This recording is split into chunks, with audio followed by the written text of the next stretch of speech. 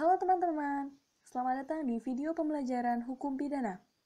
Dalam video kali ini, kami akan membahas tentang dasar penghapus dan peringan pidana dalam hukum pidana Indonesia. Kami, Taruna Tingkat 2 Politeknik Imigrasi Angkatan 21, Hana Farahdiba, Igusti Putu Anom Kresnawardana, dan Raditya Pandia Kusuma.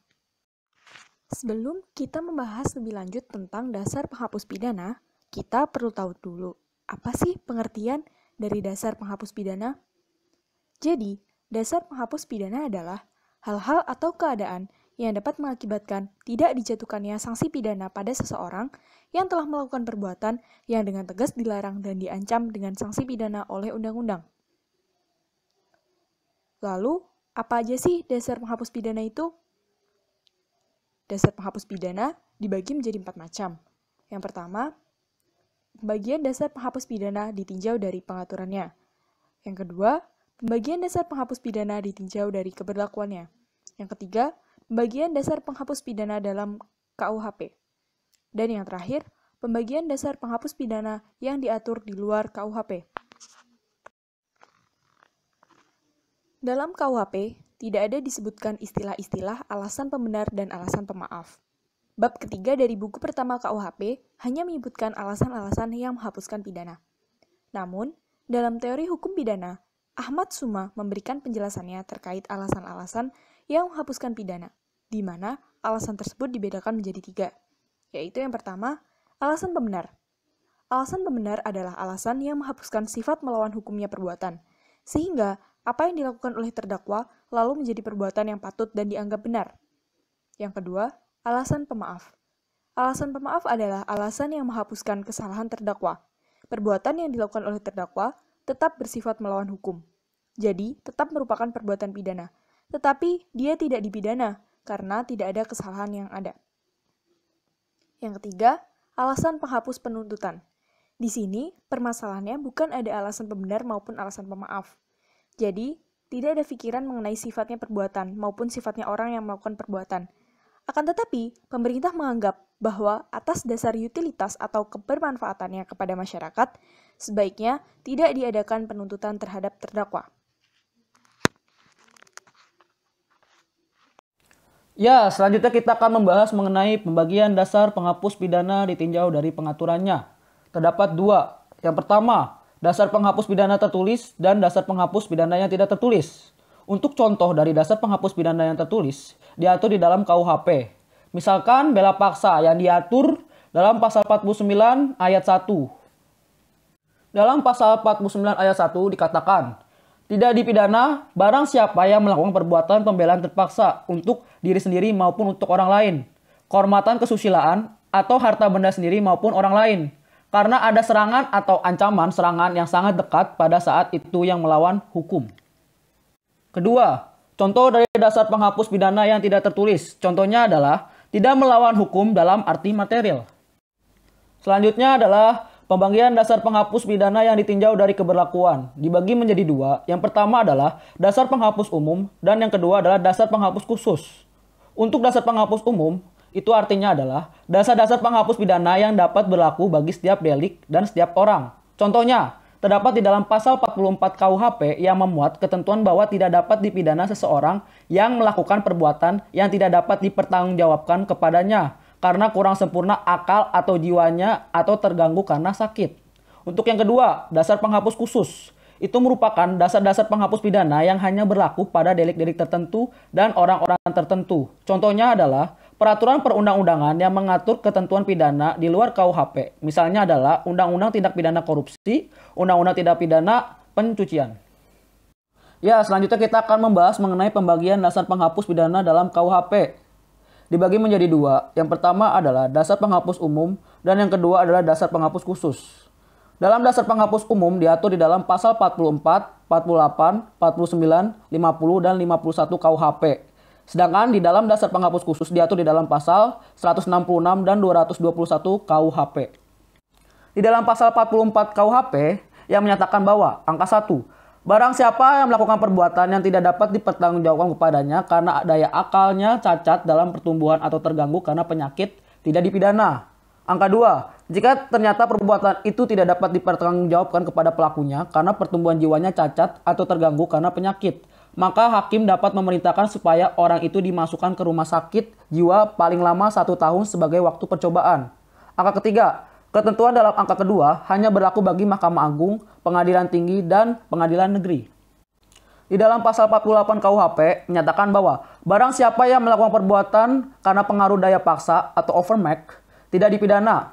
Sedangkan di dalam pasal 49 KUHP menyatakan angka 1, tidak dipidana barang siapa yang melakukan perbuatan pembelaan terpaksa untuk diri sendiri maupun untuk orang lain, kehormatan kesusilaan atau harta benda sendiri maupun orang lain, karena ada serangan atau ancaman serangan yang sangat dekat pada saat itu yang melawan hukum. Angka kedua, pembelaan terpaksa yang melampaui batas yang langsung disebabkan oleh keguncangan jiwa yang hebat karena serangan atau ancaman serangan itu tidak dipidana. Berdasarkan pasal 50 yang menyatakan barang siapa yang melakukan perbuatan untuk melaksanakan ketentuan undang-undang tidak dipidana.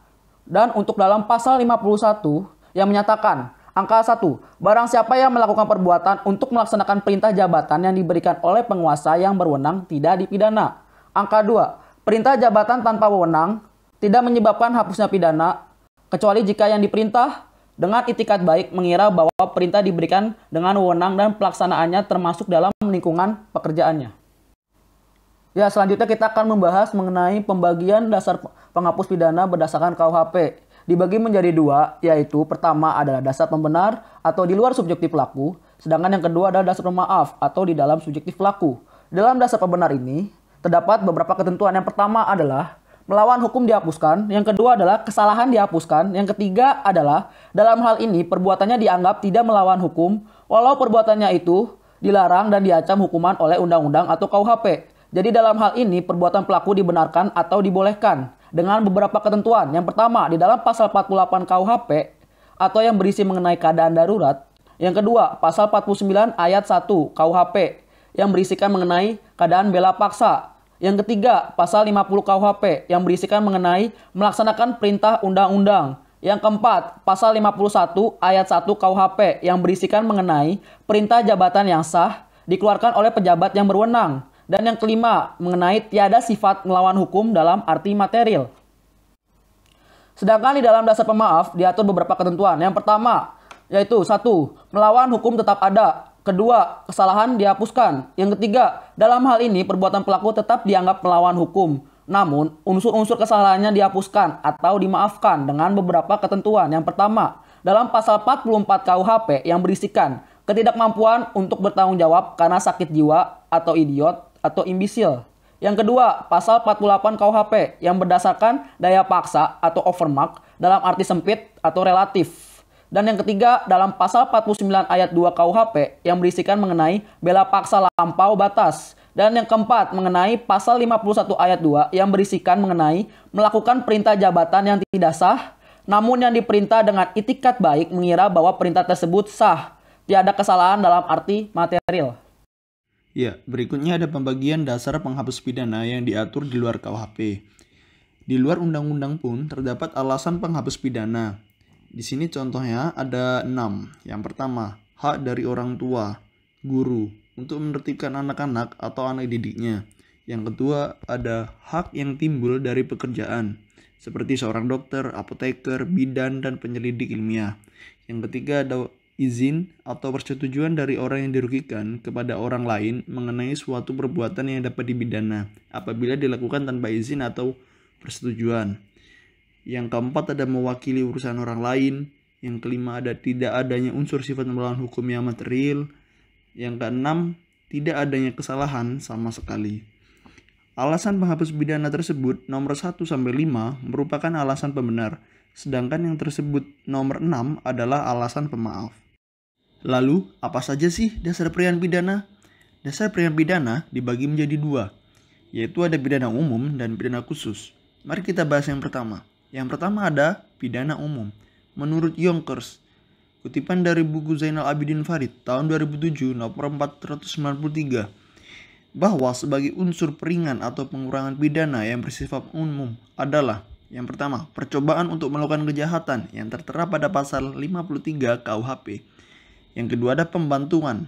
pasal 56 KUHP, dan yang ketiga ada strafrechtlich minderjährigenheld atau orang yang belum cukup umur yang tertera pada pasal 45 KUHP.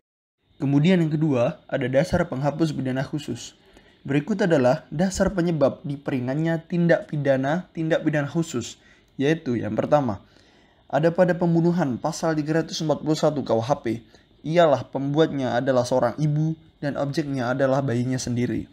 Lalu yang kedua ada pada penganiayaan ringan, ialah akibat perbuatan berupa tidak menimbulkan penyakit atau halangan untuk menjalankan pekerjaan jabatan atau pencaharian yang tertera pada pasal 352 KUHP. Lalu yang ketiga ada pada pencurian ringan, ialah 1. Tidak dilakukan dalam sebuah kediaman atau pekarangan yang tertutup yang di dalamnya ada tempat kediaman.